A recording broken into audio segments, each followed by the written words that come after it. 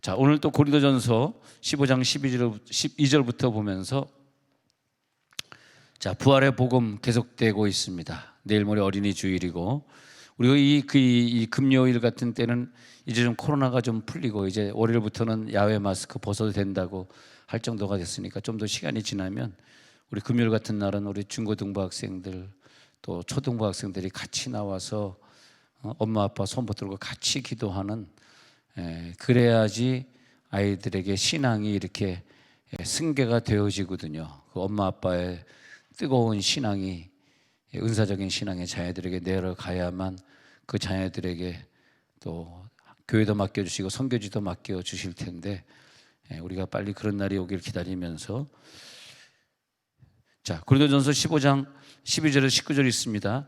시작. 그리스도께서 죽은 자 가운데서 다시 살아나셨다 전파되었거늘 너희 중에서 어떤 사람들은 어찌하여 죽은 자 가운데서 부활이 없다 하느냐. 만일 죽은 자의 부활이 없으면 그리스도도 다시 살아나지 못하셨으리라. 그리스도께서 만일 다시 살아나지 못하셨으면 우리가 전파하는 것도 헛것이요 또 너희 믿음도 헛것이며 또 우리가 하나님의 거짓 증인으로 발견되리니 우리가 하나님이 그리스도를 다시 살리셨다고 증언하였습니다. 만일 죽은 자가 다시 살아나는 일이 없으면 하나님이 그리스도를 다시 살리지 아니하셨으리라. 만일 죽은 자가 다시 살아나는 일이 없으면 그리스도도 다시 살아나는 신 않았을 것이요 그리스도께서 다시 살아나신 일이 없으면 너희의 믿음도 헛되고 너희가 여전히 죄 가운데 있을 것이요 또한 그리스도 안에서 잠자는 자도 망하였으리니 만일 그리스도 안에서 우리가 바라는 것이 다만 이 세상의 삶뿐이면 모든 사람 가운데 우리가 더욱 불쌍한 자이리라. 아멘. 그래서 이 말씀의 서두는 또 그렇게 시작합니다. 안 되는 이유가 무엇일까? 왜 이렇게 오래 예수를 믿는다 그러는데 나는 저 사람처럼 왜 뜨겁지 못할까?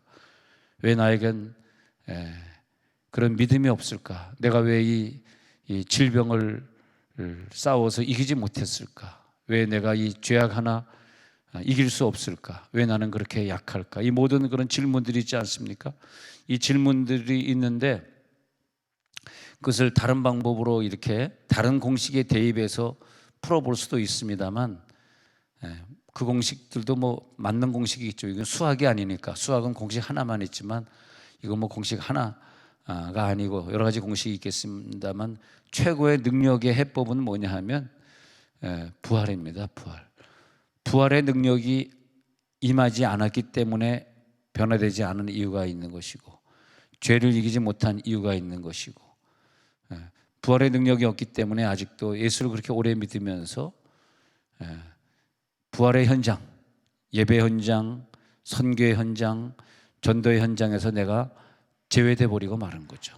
왜? 나는 부활의 사람이 아니니까. 그러니까 부활은 천국을 얘기하는 건데 궁극적으로 천국에서 부활을 했을 때 그때 누가 모여질지는 우리는 뭐 미국 사람 몇 사람, 한국 사람 몇 사람, 뭐 저 남미계에서 저 아프리카계에서 몇 사람 이렇게 그걸 다 어떻게 따지나, 그걸 다 어떻게 카운트할까? 그런데 하나님은 머리털도 세시는 분이시기 때문에 그 말이 뭐냐면 다 예정해 놔서 천국에서 부활할 사람들이 몇 명인지 얼마나 정확한지 말이죠. 14만 4천이면 14만 4천 이런 식으로 다 카운트가 될 정도로 하나님이 정해놨기 때문에 그 사람들을 이 땅에 사는 동안 내가 육체로 다시 부활할 것을 믿게 하시고 그 사람들 믿게 하시고 하나님의 계획과 예정대로 그 사람들이 천국에 잘 가게. 그러니까 이 땅에 사는 동안 그 사람들이 천국에 가지 못하게 방해하는 요소들을 다 막아주시고 그 사람들을 이 세상에서 믿음 생활 잘할 수 있도록 도와주시는 거죠. 왜? 하나님의 계획에는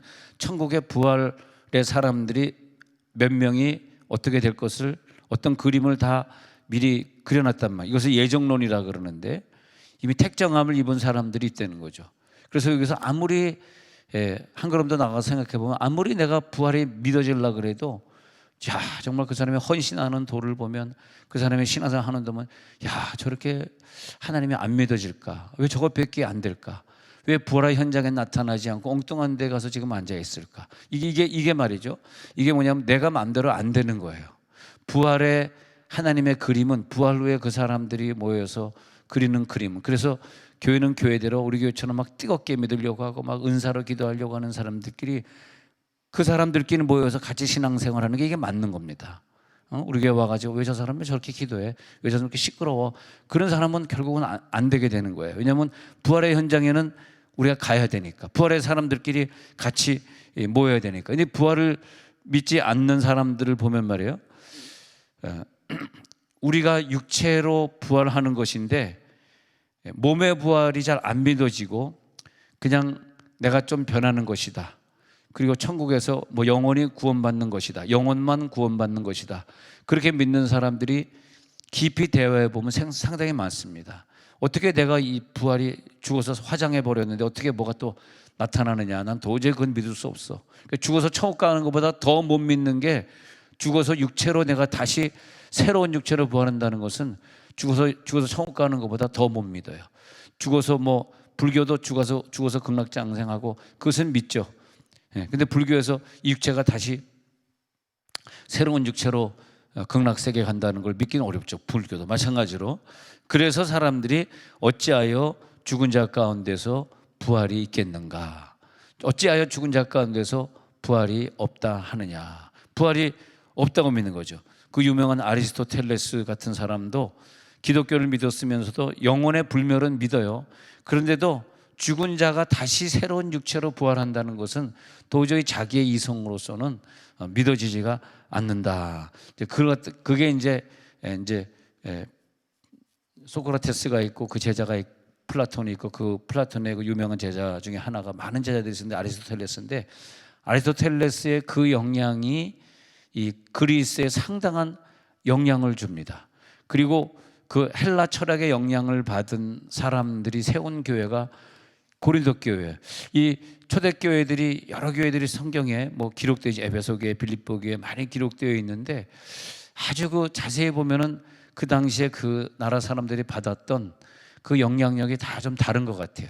근데 고린도 교회의 영향은 그리스의 헬라 철학의 영향을 받으면서 교회 생활은 열심히 하고 각종 은사도 있고 매일 모여서 막 성령 집회도 하고 다 뜨겁고, 막 교회를 떠날 줄 모르고 굉장히 그런 게 좋았습니다. 문제가 있어도 세상의 문제들이 전부 교회 내의 문제들, 하도 교회 모여 있으니까. 그런데 오늘 15장, 오늘 읽은 구절에 보니까 15장에 가서 12절에서 어찌하여 죽은 자 가운데서 부활이 없다 하느냐. 그렇게 뜨거웠던 고린도 교회에 묻는 게, 왜 너는 고린도 교회를 다니면서 그렇게 신앙이 뜨거운데 육체의 부활이 그렇게 안 믿어지느냐, 이렇게 된 거예요. 그러니까 지금 우리들의 신앙은 최소한 고린도 교회보다 뜨겁진 않습니다. 고린도 교회는 굉장히 뜨거워. 다 은사가 있어서, 어떤 사람은 믿음의 지혜의 은사, 뭐 어떤 사람은 뭐 말씀의 은사, 어떤 사람은 영분별의 은사, 어떤 사람은 능력 행함의 은사, 뭐 우리 교회는 뭐 다 그런 은사가 있는 건 아니지만, 이 고린도 교회만 하면 그 은사들 다 가지고 있어서 최소한 방언은 기본적으로 가지고 있는데, 어떤 사람 방언 뭐 이렇게 왈라샬라하고, 이 사람은 룰룰루 하고, 이 사람은 또 뭐 게데이시드마 뭐 이렇게 하니까 서로 이제 그 방언 가지고 왜 너는 또 그렇게 하느냐, 왜 소리가 그러냐, 뭐 다 방언을 하니까 방언의 문제. 또 어떤 사람은 또 방언 말고 또 한 단계 더 나가서 예언도 또 막, 와 너는 어떻게 될 것이다, 뭐 너희 엄마가 뭐 언제 죽을 것이다 막 이러니까 막 또 막 예언의 은사 또 빠져가지고 뭐 어마어마한 은사에 넘쳐났는데, 문제는 그 사람들 중에서 다는 아니지만 어떤 사람들이 땅은 다 좋은데, 나 예언 은사 있고 방언 은사 있고 다 좋은데 부활은 안 믿어져. 그런 사람들로 말미암아 교회가 문제가 많았다는 거죠. 2차 대전 후에 현대 신학에 영향을 많이 줬던 볼트만이라는 신학자도 그의 논문에 보면은 죽은 자의 부활은 없다. 그건 쉽지 않은 것이다. 그래가지고 자유주의 신학이 나오면서 그렇게 뜨뜻미지근하게 하는, 믿는 그런 사람들이 많이 등장을 하게 됩니다. 또 죽은 자가 어떻게 다시 육체가 나타나느냐, 그건 좀 믿기 어렵다라고 하는 사람도 있고, 미라처럼 말이에요, 새로운 육체가 부활하는 것이 아니라 지금의 육체가 부활하기 때문에 이 육체 이대로, 가능하면 교통사고 나서 팔도 자르면 안 되고, 가능하면 이 육체를 이대로 보존해야 되고, 그러면서 미라로 잘 보존해야 된다, 그런 생각을 하게 됩니다. 그래가지고 그 애굽 시대에는 왕이 죽으면은 애굽의 사람들이 미이라 보전을 많이 하는데 다시 이제 육체로 돌아와야 될 것이다. 지금은 죽었지만 육체가 다시 숨이 돌아와서 살아날 것이다. 그걸 믿었기 때문에 관에다가 여비와 그리고 먹을 곡식을 넣어뒀다고 합니다. 그 여비와 먹을 곡식은 돌아올 때 쓰라고 그렇게 했다고 합니다. 그래서 이병철 삼성 회장도 죽을 때 잘 안 들어가 가지고 힘들었는데 500원짜리 를 갖다 콧구멍에다 쑤셔 넣었다고 합니다. 갑자기 얘기가 이상해지네. 또 콧구멍 얘기가 왜 나오냐 오늘. 그래서 하여튼 여러분들 설교를 듣다가 뭐 저런 얘기를 하나 할 때는 그러니까 눈으로만 째려보고 마음속으로 욕하지 마시고 이렇게 오른손을 들어주세요. 반대합니다. 이렇게 그런 순간에 여러분들 오른손을 드는 순간에 저는 부활을 믿지 않는구나 그렇게 알도록 하겠습니다. 그래서 여비를 그 관에다 넣어 놓았던 것은 그가 지금의 이 육체 그대로 부활할 것이다. 근데 지금의 육체대로 부활하면 말이에요, 살면서 몸이 좀 뭐 장애로 있었던 사람들이라든지 뭐 소경으로 있었던 사람들 이대로 부활한다면 어떻게 되겠어요? 그것도 말이 안 되는 거죠. 말이 안 되는 거예요. 그래서 부활의 목격자들도 예수님의 부활을 보면서도 많이 의심하고 있던 사람들이 많이 있었던 것 같습니다. 그래서 부활의 목격자들이 하도 의심하는 자들이 많으니까 고린도전서 15장 2절에 보면은 이렇게 얘기해. 헛되이 믿지 아니하였으면 보면은 2절에 보면 내가 전한 그 말을 굳게 지키고, 부활입니다. 부활의 신앙을 네가 굳게 가지고 있으면 구원을 받으리라. 그걸 지키고 헛되이 믿지 아니하는 사람이라면 그것으로 말미암아 그 사람이 그 예수로 말미암아 구원을 받을 텐데, 그 부활과 구원은 같은 것이다. 난 도저히 교회를 50년 다녔고 내가 목사가 됐고 내가 장로가 됐고 권사가 됐지만 나 솔직히 부활은 안 믿어져. 그런 사람이 있을 거예요. 15장 2절에 보면 그 사람은 구원을 받지 못하리라. 구원은 뭐냐면, 구원이 뭡니까? 구원은 영원한 저 천국에서 내가 내 육체를 누리고 사는 거거든요. 여러분 오늘 교회 나올 때 그런 느낌 없었습니까? 야, 내가 살 곳은 저 영원한 천국, 육체로 부활해 살 것이지. 빨리 그곳에 가고 싶어. 할렐루야. 아니면 오른손을 들어 펴 주시기 바랍니다. 너무 가고 싶어. 왜 하나님? 인생이 왜 이렇게 막 암들이 걸리는지 모르겠어요. 저희 형제회에서도 50대의 사모님인데 암이 지금 간에서 시작해가지고 자꾸 퍼져가가지고 복수가 차고 너무 아프고 힘들다. 그래서 다음 주에 내가 언제 신방을 가야 되나 이렇게 문자로 이렇게 하다가 시간이 지금 안 맞아서 못 갈 것 같은데, 근데 왜 이렇게 그냥 암이 쉽게 걸리는지. 근데 그래, 나에게도 그런 날이 언젠가 오리라. 그런데 우리가 갈 곳이 천국이고 부활할 것이기 때문에 여러분이 죽음의 세계를 초월하지 않으면 절대 신앙생활은 안 되게 돼 있어요. 신앙생활은 죽음입니다. 죽음을 이기고 어떤 시험도 초월하지 않으면요, 지금 우리가 아무 시험도 없다 그러지만 언제 어떤 시험이 닥칠지 어떻게 합니까? 욥 같은 사람은 자기의 자녀 10명이 다 죽어도 그 신앙이 흔들리지 않았잖아요. 그게 부활의 신앙입니다. 왜? 내 자녀들이 다 부활하면 천국에서 만날 걸 알기 때문에 욥은 그거 가지고 한 번도 슬프지 않았습니다. 그러니까 하나님이 마귀에게 욥같이 신앙 좋은 의인을 네가 유의하여 보았느냐? 그러니까 하나님이 그 사람을 볼 때 이 사람은 확실히 부활을 믿는 사람이야. 너희들이 아무리 넘어뜨려도 절대 시험 들지 않아. 이렇게 딱 자부하는 사람들에게 그런 시험도 주시겠죠. 그러니까 우리들이 의인이라고 하면 하나님이 이 사람은 확실히 부활을 믿는 사람이야. 그런 사람들이 누구냐? 먼 훗날에 같이 부활할 세종원누리교회 교인인 줄로 믿습니다. 그러니까 항상 우리가 예배자의 위치에 있나 확인해. 왜? 부활할 사람들은 부활하려고 그 예배자의 위치에 함께 있거든. 내가 전도자의 위치에 있나? 내가 선교사를 돕는 위치에 있나? 내가 선교사를 도우려고 18,000원에 딸기잼을 판다는데 농협 구자에 내가 18,000원 송금했나 말이야. 아니 구체적으로 광고 안 하면 뭔지 모르더라고요. 네. 네. 할렐루야. 나도 그 대열에 동참. 항상 여러분 이게 지금 무슨 대열인지 보셔야 돼. 이게 지금 무슨 대열이야? 이거 뭐 하는 대열이야? 보셔야 돼. 네.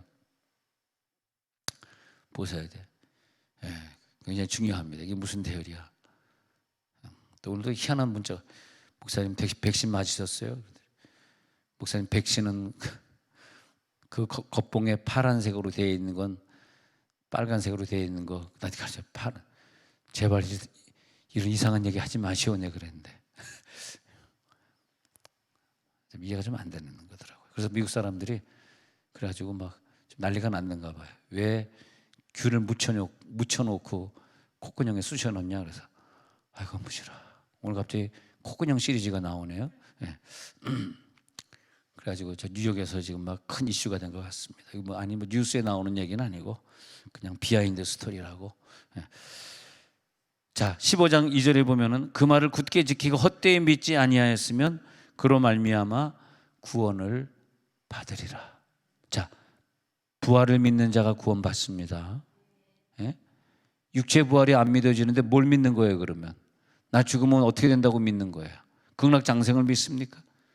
그러면 3절에 보니까 15장 3절에서 성경대로 우리 죄를 위하여 죽으시고 4절에서 장사 지낸 바 되셨다가 성도되어 사흘 만에 부활하셨단 말이에요.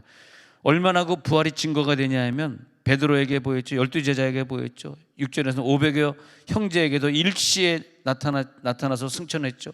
그리고 지금까지 대다수는 그 부활을 목격한 사람은 살아있죠. 어떤 사람은 이미 천국 갔죠.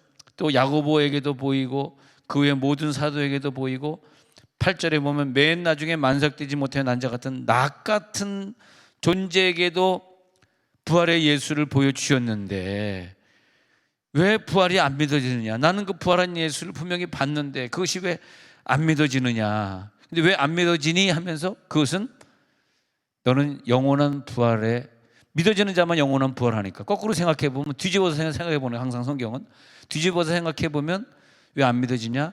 영원한 부활 14만 4천의 영원한 부활의 카운트 속에 네가 안 들어갔기 때문에 네가 믿고 싶어도 안 믿어지는 것이고 예배 자리에 나오고 싶어도 못 나오는 것이고 선교의 대열에 서고 싶어도 그게 선교의 대열이 나에게 하나도 중요하지 않은 것이고 누가복음 4장 25절에 보니까 이스라엘에 많은 과부들이 살았었어요. 그런데 엘리야 시대에 하늘에 3년 6개월간 닫히며 온 땅에 큰 흉년이 들었을 때 이스라엘에 많은 과부가 있었습니다.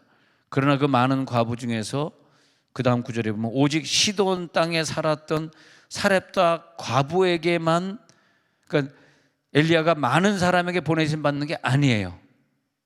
극소수인데 사렙다 땅에 살았던 한 과부만 선택을 받았고 다 굶어 죽어도 이 사렙다 과부는 계속 기름과 통에 가루가 떨어지지 아니하도록 살리심을 받았을 뿐만이 아니라 그 아들이 죽었어도 그 엘리야가 그 아들을 살려주는 특별한, 그게 뭔지 아십니까? 잘 보시면요, 아들이 죽었어도 살아날 것을 믿었던 부활의 믿음이에요.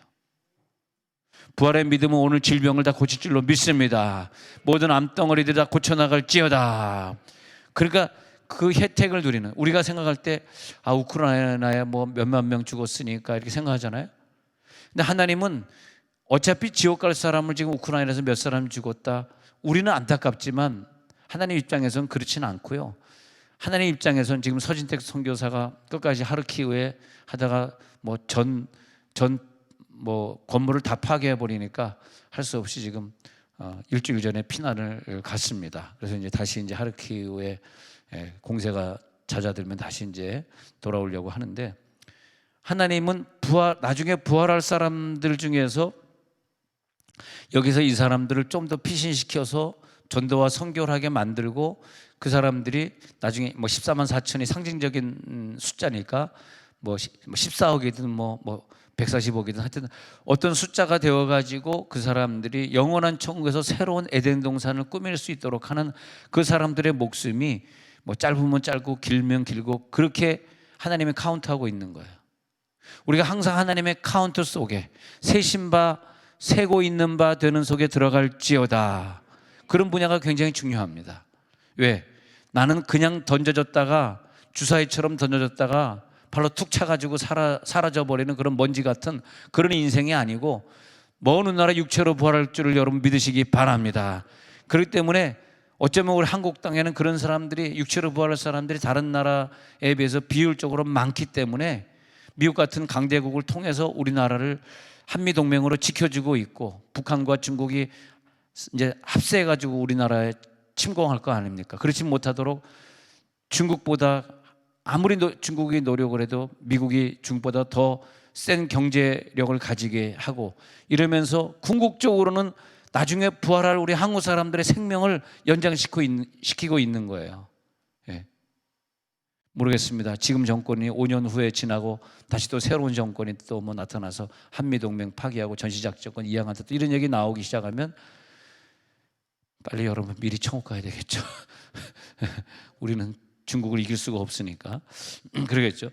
자, 그래서 이제 빨리 신령한 비밀을 깨닫는 사람들이 되어야 돼. 이 신령한 비밀을 깨달을지어다. 그래서 그 사람들에게, 부활한 사람들에게 계시록 2장 17절에 축복을 주는데, 그 사람들만 이 사람들의 숫자가 카운트되어 있다는 거예요. 그 부활한 사람들, 이기고 부활 믿음을 가졌던 사람들에게, 이기는 자에게는 감추었던 만나도 주고 흰돌도 준다. 그 돌 위에 새 이름을 기록한 것이 있는데 받는 자밖에는 그 이름을 알 사람이 없느니라. 여러분, 그 돌을 받으시기 바랍니다. 그 만나를 천국에 가서 같이 맛보시기 바랍니다. 이게 목표고 이게 종점이지 이 땅에 다른 게 목표가 아니에요. 다른 것 때문에 마음 쓸 필요 없고 다른 것 때문에 시험 받지 마세요. 그것은 내 목표가 아닙니다. 예.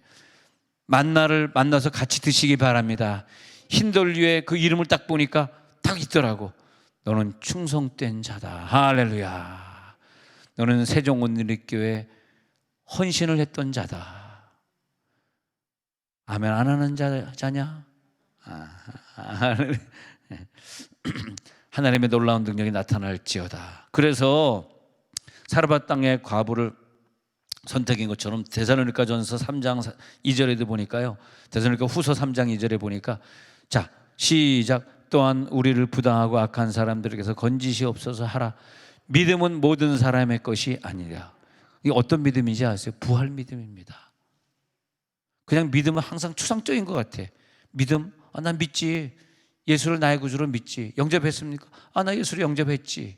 근데 부활한 예수를 영접한 것이지 그냥 나 예수 믿지, 천주교인이 내 속에 마리아 있어, 예수 있어 하는 거, 우리는 다른 거예요. 여러분, 천주교인이 아닙니다. 그래서 믿음은 모든 사람의 것이 아니니라. 무슨 믿음? 나는 죽어도 내 몸을 화장하고 내 몸을 의학의 도구로 기증하고 죽는다 할지라도 나는 새로운 육체로 부활할 줄로 믿습니다. 근데 이 아멘하는 이 믿음이 모든 사람의 것이요. 지금 아멘하니까 아멘 안 나오시는 분들이 목사님 그건 아닌 것 같은데, 그건 난 아닌 것 같은데, 그런 생각이 든단 말이에요. 그래서 부활을 그러면 누구는 믿게 하고 누구를 안 믿게, 좀 더 쪼개 봅시다. 그럼 하루키우에서 어떤 사람을 하나님이 그 폭탄 가운데 지켜주시고 그가 예를 들어서 교회 지하실에 숨어 있는데 그 폭격을 맞지 않게 하시고 그가 이제 전쟁이 끝난 다음에 다시 나와서 또 교회를 다시 재건축하게 했단 말이에요. 근데 왜 그 사람이 그랬을까 생각해 본 거예요. 왜 이 사람은 살았을까 했더니 이 사람 속에 부활의 믿음이 있었더라고. 한국 사람들이 부활의 믿음이 있으니까 이렇게 짧은 기간 내에 이렇게 선진국이 되게 한 이 세계 인류 최초 아닙니까? 70여 년 만에 6.25 전쟁 끝나고 70여 년 만에 이렇게 부활이 아니라 이렇게 부흥했으니 말이야. 근데 자, 그 사람이 하루키우에 폭탄 맞고 그랬는데도 그 사람이 살아났어요. 그래서 다시 교회를 재건하고 있어. 그래서 그 사람 만나서 물어본 거예요. 집사님, 이제 하루키우 우크라이나 말로 물어보는, 한국말로 물어보면 못 알아듣습니다. 그러면 뭐 무슨 습기 하면서 막 무슨 습기 하면서 물어보면 습기만 갖다 붙이면 되더라고요. 그래서 이제 물어보는 거 딱 물어보니까 그 사람이 딱 대답하기를 뭐라 그러냐면, 대답이 뭐냐면 나는 부활을 믿었습니다. 그리고 나는 내 꿈이 뭐냐면 초대교회 성도들이 전했던 그 복음은 오직 하나, 예수 부활하셨다는 복음이었잖아요.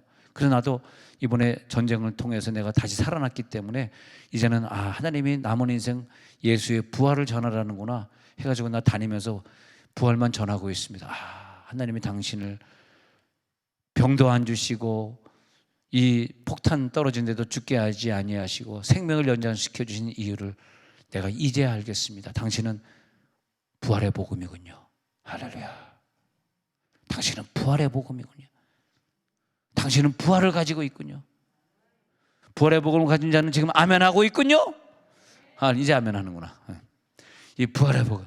그런데 그 부활의 사람을 살려주는데 모든 우크라이나 사람을 다 살려주는 게 아니라는 거야. 이게 전 세계 있는 모든 사람을 다 살려주지 않겠다는 거야. 이게 예정된 사람, 부활의 복음을 증거하도록 예정된 사람이에요. 할렐루야. 부활의 복음을 증거하도록 예정된 사람은 살아날지어다. 부활의 복음을 증거하기로 예정된 사람은 누가 알아? 나는 몰라. 하나님은 알고 있어. 근데 어떤 사람은 오히려 부활의 복음을 믿지 않을 뿐만이 아니라 부활의 복음을 가지고 있는 기독교인을 막 비방하고 의심하고 다녀요. 그런 사람도 있어요. 그러니까 그런 사람에겐 절대 부활의 복음을 주지 않겠다라는 말을 예수님은 누가복음 예수님 뭐라 그러냐면 개 돼지에게 진주를 던지지 말라. 그들이 진주인지 압니까? 그냥 삼켜버리고 바로 차버리지. 개 돼지에게 진주를 던지지 말라고 하셨거든요. 부활의 복음. 그래서 누가복음 24장 48절에서 부활하신 후에 보니까 너희는 이 모든 일의 증인이라 그러면서 그 앞구절에 보니까 너희는 모든 일의 증인, 너희들은 부활의 증인이야. 그렇게 말, 너희는 부활의 증인이기 때문에 내가 다시 오는 그날까지 내가 너와 함께 하리라 이렇게 된 거예요.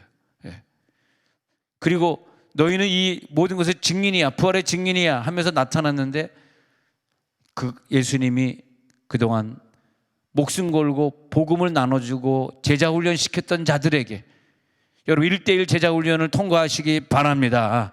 제자훈련을 받았던 그들에게 너희가 이 부활의 증인이 될 것이다.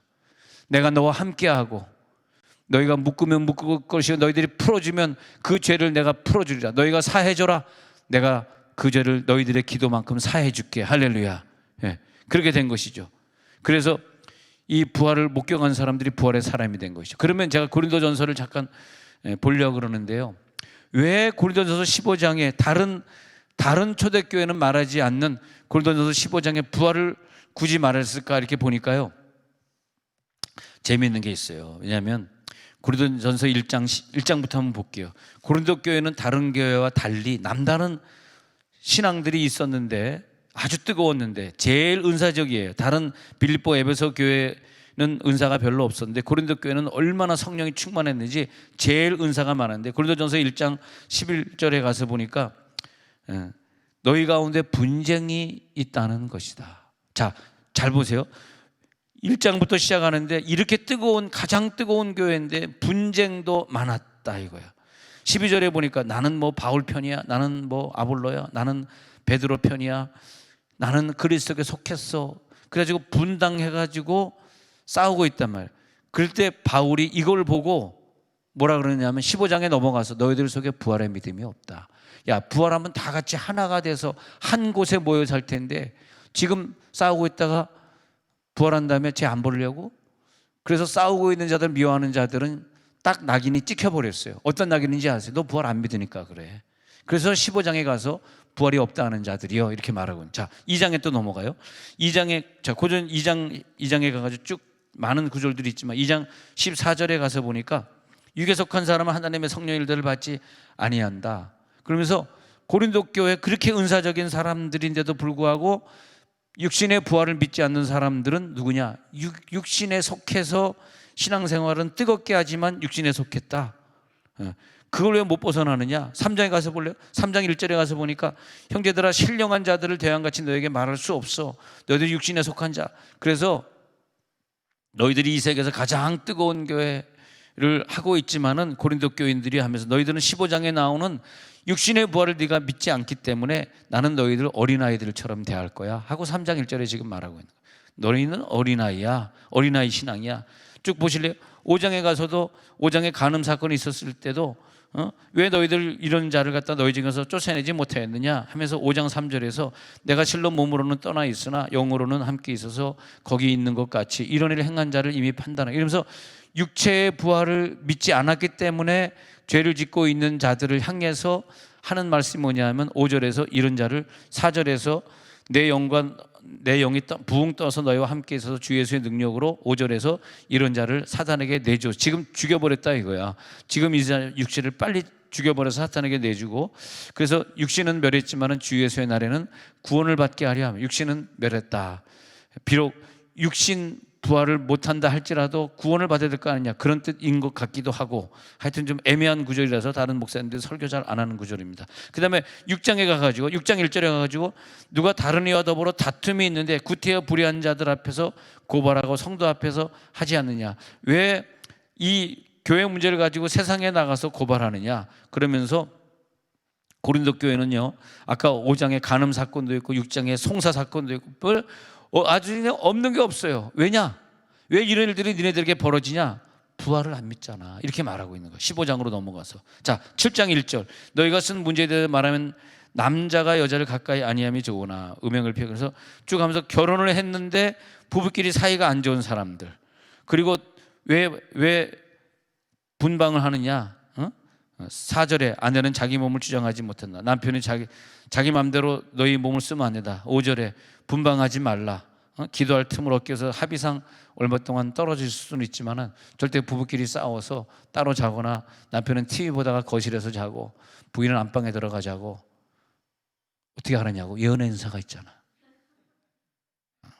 연애인사가 있잖아.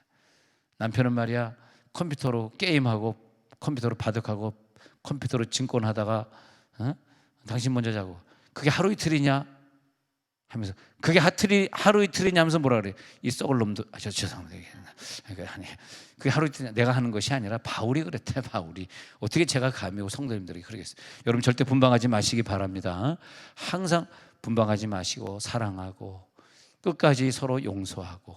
근데 고린도 교회는 믿음 생활 잘한다 그러면서 집에 가서는 말이야 부부끼리 하나가 안 된 거야. 그래서 니네들이 육신 부활을 믿는 거야?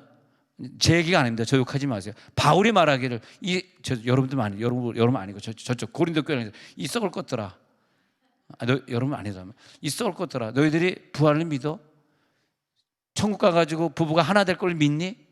근데 어떻게 막 여기서 막 이혼하고 버리고 분방하고 그러고 사니? 그 부활을 믿지 못하는 믿음인데, 여러분 아닙니다. 오해하지 마세요. 쟤네들입니다. 부활을 믿지 못하는 그 믿음 가지고 어떻게 마귀를 이기고 어떻게 병을 이기고 어떻게 죄를 이길 수 있니? 말도 안 돼. 그렇다고 무슨 고린도 교회 와가지고 뭐 뜨겁게 믿는다고 자랑하고 있니? 옆에 교회에서 니네들 부부 싸워서 분방하고 있는 걸 옆에 교회에서 보면서 얼마나 흉을 보고 앉아 있는데, 여러분들 아니고 죄송합니다. 이 썩을 것들아 고린도 교인들아 이렇게 말하는 거죠. 여러분 아닙니다. 이게 아닙니다. 이거 아닙니다. 이쪽입니다. 예.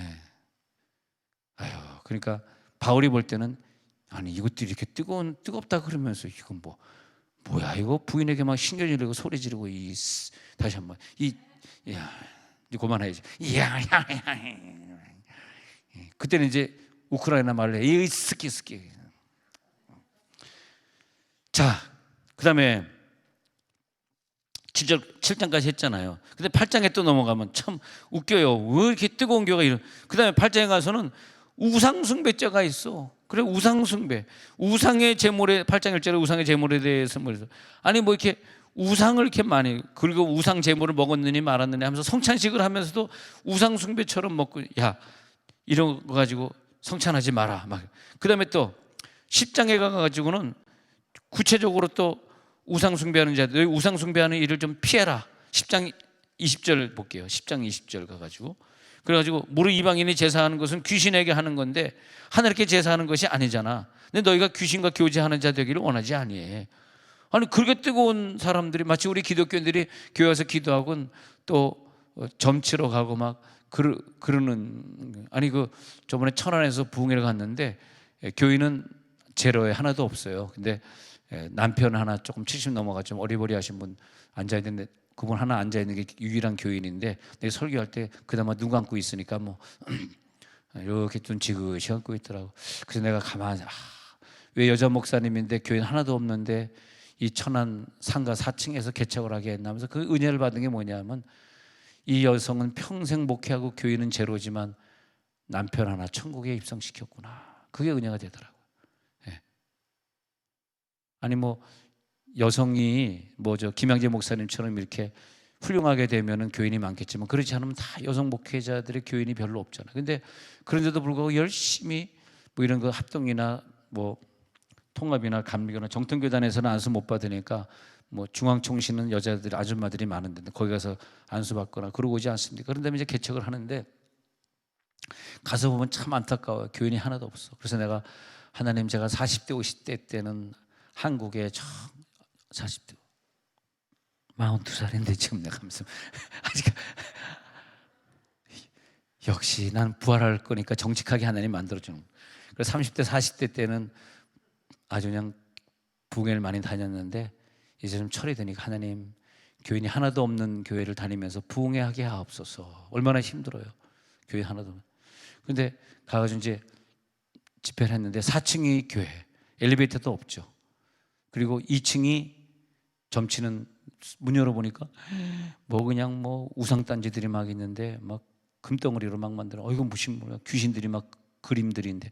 아이고 그래가지고 우리 같이 갔던 교인들에게 했어요. 여러분 4층 올라오기 전에 2층에 들려서 자기 신앙 한번 점검 받고 그 귀신 쫓아보고 만약에 거기서 통과하지 못하는 애들은 4층에 올라올 자격이 없다. 그러니까 한다는 얘기 같이 간 집사님들이 그럼 목사님부터 해보세요. 가만히 있었지 내가 뭐. 야 하여튼 여자 집사님들 똑똑해요 보면은. 그래가지고 우리가 같이 가가지고 은혜를 많이 받고 왔습니다. 자 다시 우리 진도 나가요. 그래서 어디까지 갔냐면 10장 20절에 간 거예요. 그래가지고 이방인이 제사하는 것은 귀신에게 하는 것이고, 그리고 21절에서 주의 장과 귀신의 잔을 겸허에 마치지 못하는데 성찬식을 니네들이 오해하느냐. 그다음에 11장에 나가 11장 33절로 쭉 뛰어 넘어가가지고 그런데 형제들아 먹으러 모일 때 서로 기다 성찬을 너희들이 바로 해라. 그러면서 이제 12장에 이 고린도 교회가 각종 은사가 있었던 것을 쭉 말하고 13장에는 사랑장을 말하고 14장에는 예언을 얘기하고 그 다음에 예언의 은사를 받았으면 싸우지 말고 순서를 따라서 하고 남의 예언도 인정해야지. 왜 네 은사만 인정하냐? 남의 것도 인정해야지 하면서 교통정리를 한 다음에 그 모든 것들 내가 지금까지 14장까지 말하는 모든 것들 왜 해결이 안 되냐? 15장에 넘어와서 12절이 되는 거예요. 부활이 없다고 생각하기 때문이다. 이렇게 되는 거예요. 부활이 있다고 생각하는 사람들이 이런 문제에 걸리겠느냐? 그러니까 고린도전서를 보면서 은혜가 되는 거더라. 이제 알겠네. 이제 고린도전서가 이제 뚫렸네.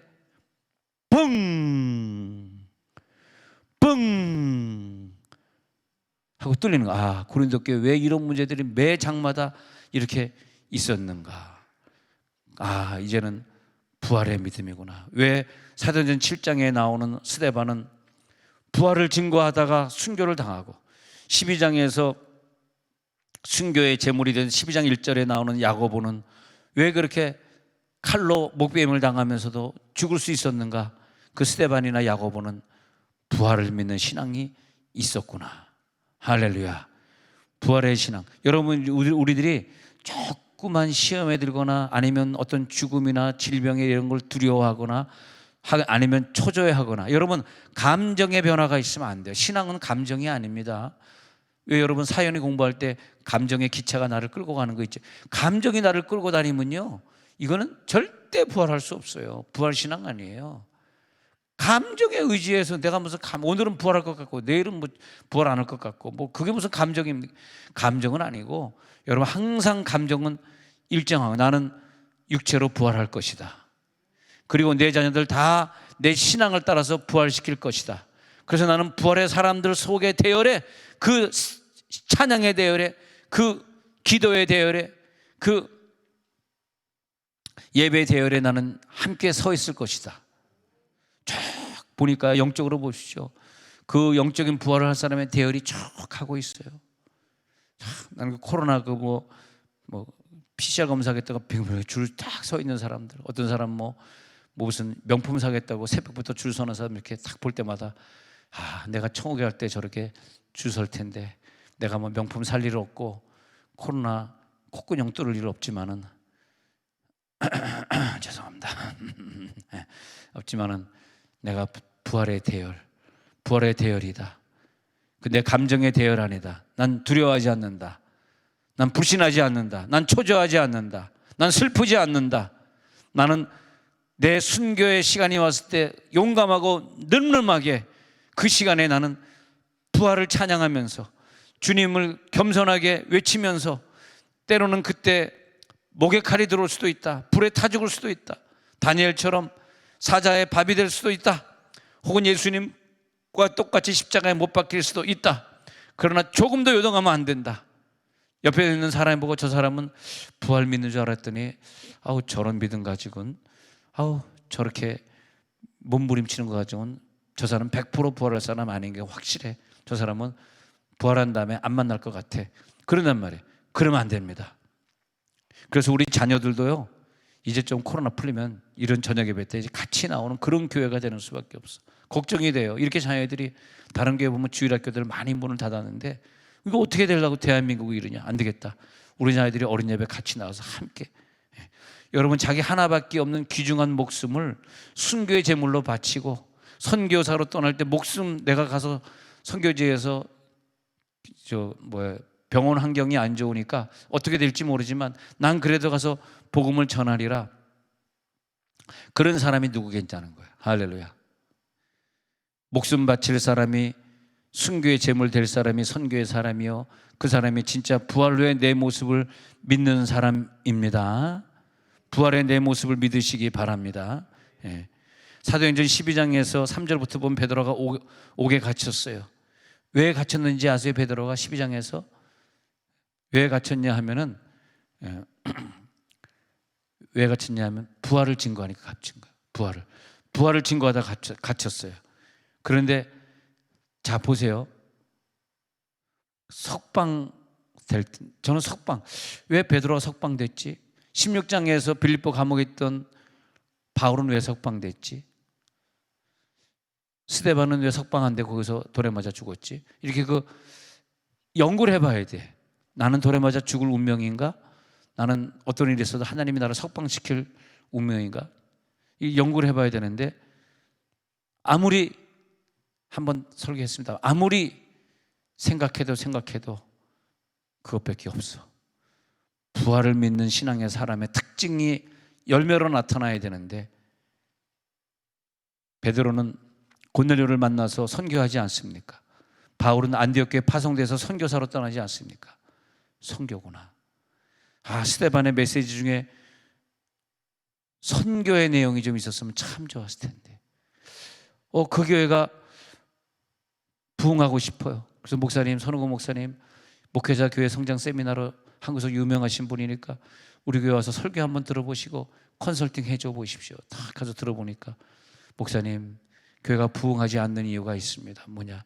목사님 메시지에 부활이 없습니다. 예수님이 부활하셨는데 부활을 전하지 않고 있습니다. 앞으로는 부활을 전하시고, 하영재 목사님의 메시지를 자세히 보면 부활이 있고요, 그다음에 뭐가 있는지 아세요? 그렇기 때문에 부활을 믿는 자들은 그렇기 때문에 뭐가 있냐? 선교할 수밖에 없다. 왜 내가 선교하지 않느냐?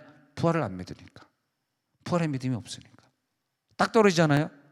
이 공식이라는 게 딱 떨어지지 않니? 그렇지 않습니까? 할렐루야.